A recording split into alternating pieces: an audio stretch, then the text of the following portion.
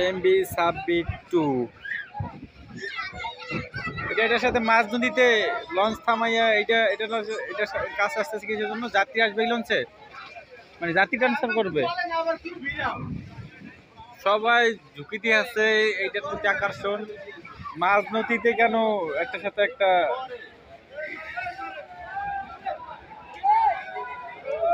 কি যেন বলে এটারে, সংঘর্ষ না সংঘর্ষ আর কি, যাই হোক সংঘর্ষ লেগে গেল। এটা থেকে একটা যাত্রী আসবে গাইস, এটা কয়জন যাত্রী? একজন, এই একজনের জন্য চাপাইছে লঞ্চটা মাঝ নদীতে।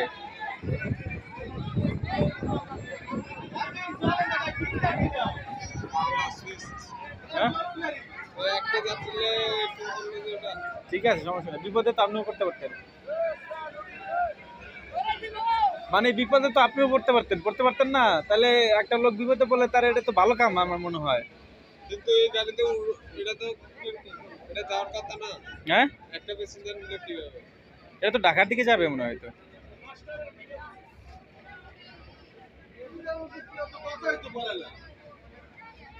একজন যাত্রীর জন্য তা পাইছে আর কি। এই যে ছাড়ছে আবার।